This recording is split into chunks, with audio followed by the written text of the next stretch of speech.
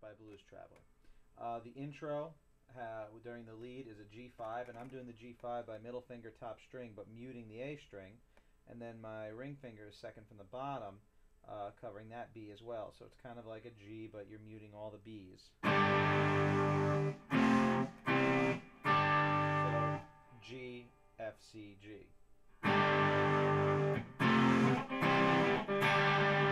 You could also do it by doing a G 3rd fret E position power chord, just top 3 strings, of course. But I've seen, videos of Chan playing it, and he plays it like that, open, because it gives you a little bit extra ring on the top.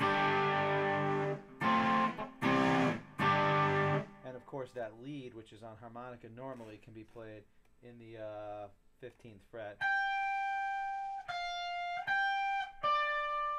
It's kind of a blues scale riff. So 15th fret on the E string, then 15th on the B, then going down to the 13th, 11th, and then 12th fret on the G. So the verse, there is not too much room. Okay, so the verse. For the verse, you're doing that G5 and then putting a nice little octave riff in there too that he does. So you start with the G5 for the first part of the verse, that every time the water breaks, it soaks me to the bone. And then you pick up the second half of it by doing a little octave. So it's 3rd fret on the top string, then to the 5th fret on the D, the octave G, then to an F, E. So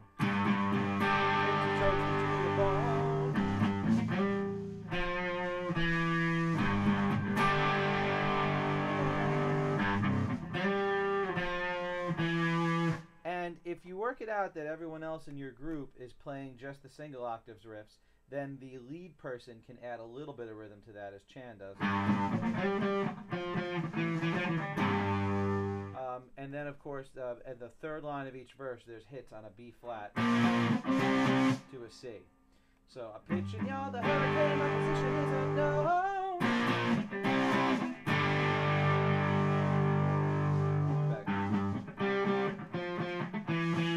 So there you go.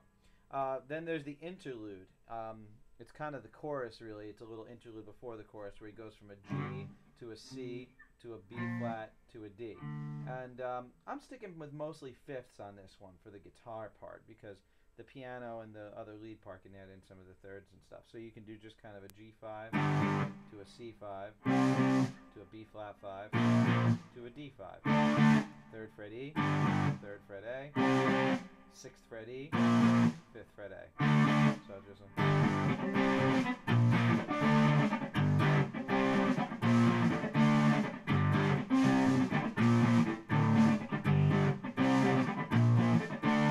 long as you got that nice triplet feel, so that happens a couple times, I think 4 times total, and then you go to your G, F, D, C, G part, B flat part, which is start in A position fifths, so it's like an A position minor bar chord, but you only play those 3 strings, the A, the D, and the G, and you just kind of go 10, 10, 8, 5, 3, 1. So you're doing that, and go to the all hands left on deck, and then back to that. Quiet jam. The quiet jam part is just G to F, and it's called the quiet jam because you do it quietly. Just kind of G to F. Soloing for this one, you can stick with pentatonic, with G pentatonic 3rd fret or 15th fret, but you can also add in some notes from the G minor scale.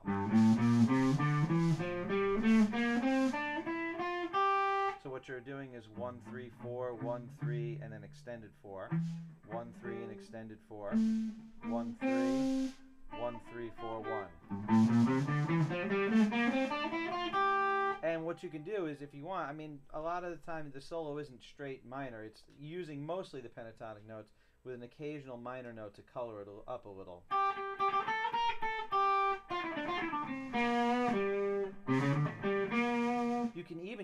blues scale, you know,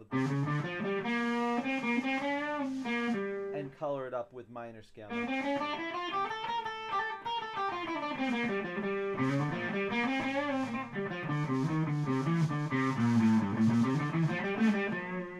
So you can, you know, use blues scale and try to color up with those minor notes a little bit.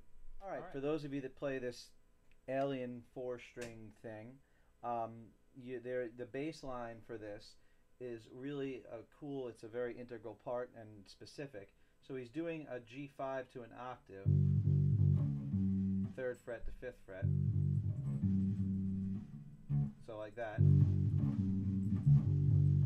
Then to the 7th, 7, 6, 5. So kind of like a, yeah, I'm gonna. So the bass line, if you use a pick, you shouldn't use a pick, but I will because I have no bass fingering skills whatsoever.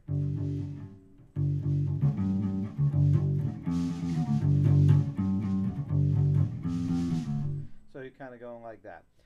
And when we go to the G, C, B flat, you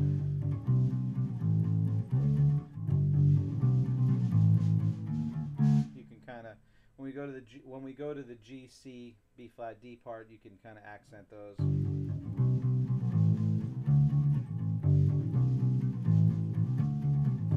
Make a nice little walking bass line that goes with it, and then do that with us and of course the quiet jam straight up. Leave a lot of space because you're going to solo there too, probably. Take a nice little. Everyone will take a nice little solo. So the quiet jam just straight up G5, you know, G to F, but really fill up that verse.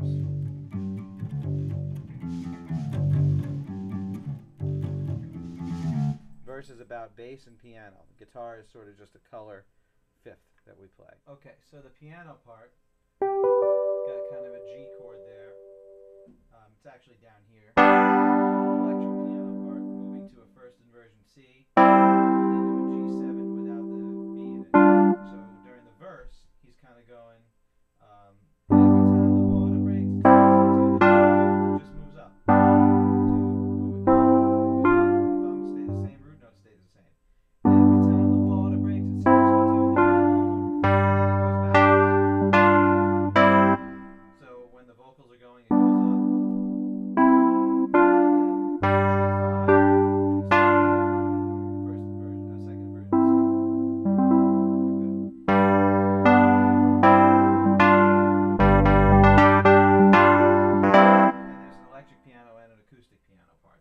So the piano part in the interlude, that little.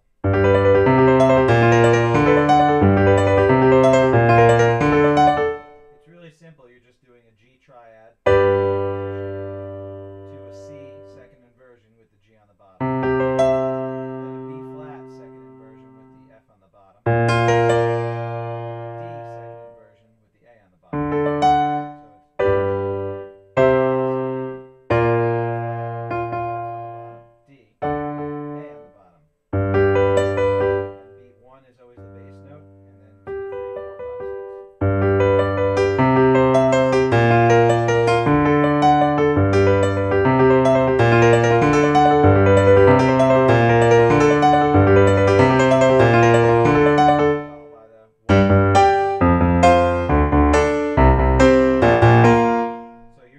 Just with the rest of us, G5, F5, D5, C5, B flat 5, but just give us a bass note opposing.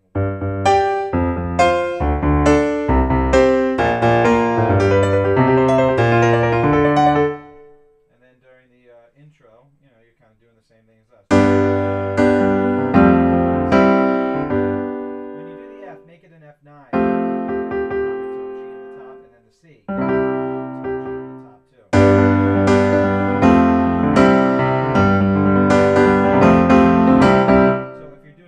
Piano, you're doing that whole thing, but if you're doing acoustic piano part, you're waiting 1, 2, just coming in with that.